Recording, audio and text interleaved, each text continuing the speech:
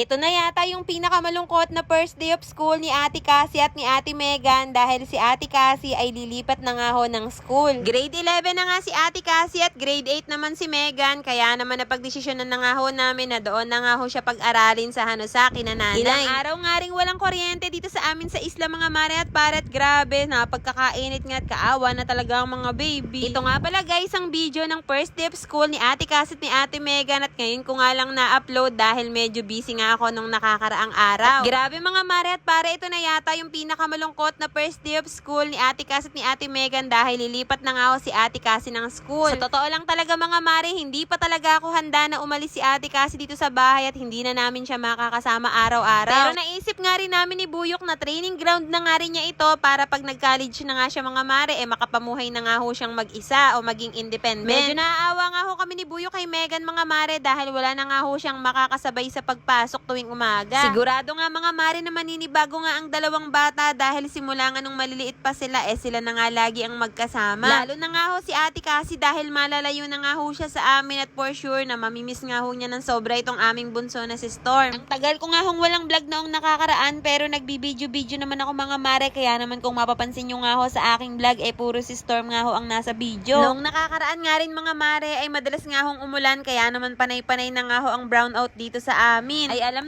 nyo naman dito sa isla, kaunting humangin nga lang at umambon, wala na nga agad kuryente, kaya talagang nag-i-invest talaga kami sa mga solar. Okay lang sana kung kami lamang matatanda, pero ang pinaka-apektado talaga kapag walang kuryente or brownout ay ang mga baby. Kapag po talaga walang kuryente dito sa isla, ay sa labas po kami ng bahay natutulog, lalo na nga kapag kalma dahil napakalamok tapos ay napakainit pa. Mabuti na lang ho talaga mga maret, may generator nga ho dito sa bahay na medyo maliit, kaya naman nagpabili na nga ho ako sa aking buyok ng gasolina para kahit papaano malamigan nga ho si Storm. Sobrang dami po talaga nangyari nung nakakaraan mga mare nung hindi nga ho ako nag-upload ng vlog dito sa aking page. Kaya nga ho kahit pang 5 months rin na nga ho ng aking bunso na si Malik Storm hindi ko nga rin ho siya na ipagluto. Binilhan nga rin ho siya ng kapatid ko ng costume mga mare, pero sa susunod na nga lang ho niya yung susuotin kapag 6 months na nga ho siya. Kaya eto, naisipan ko na nga lang ho siyang isuot dito sa paper bag ng Watson mga mare para naman may pang post nga ako sa FB niya.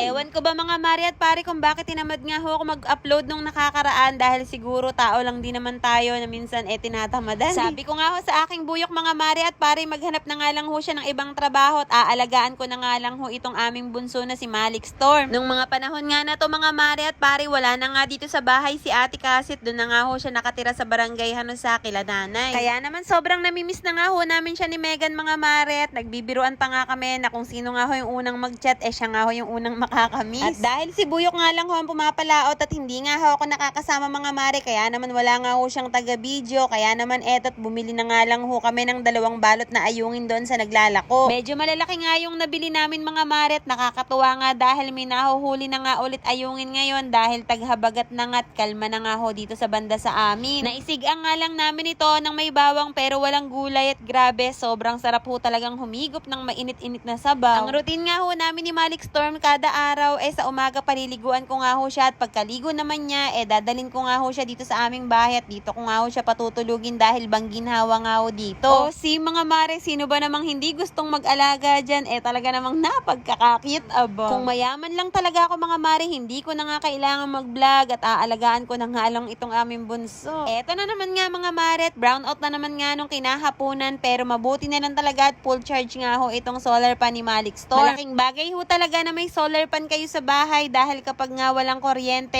talaga namang yan nga ho nakatutok sa aming bunso. Balak ko nga ho ulit bumili ng isa pa niyan mga mare, siguro mag-aantay na nga lang ho ako doon sa mga magbebenta. Char!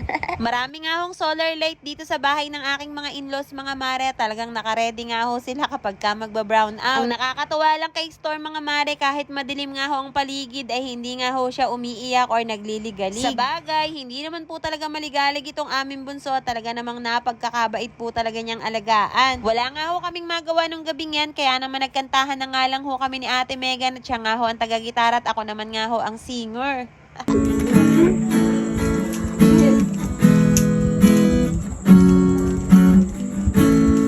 dahil ilang araw na nga walang kuryente mga mare, naubos na nga rin yung stock namin ng tubig dito sa aming mga drum. Kaya naman etot, nag-igib na nga ho si Buyok. Tawang-tawa nga ho kami sa pinggahan na ginamit niya mga mare. Talaga namang tuwid na tuwid. Yun lang naman mga mare for today's video. Kaya naman kung nagustuhan nyo nga ho itong video na to, baka naman pa-heart at pa-share. At syempre pa-follow na rin po. Yun lang mga mare. Maraming salamat sa panonood and see you on my next vlog. Bye!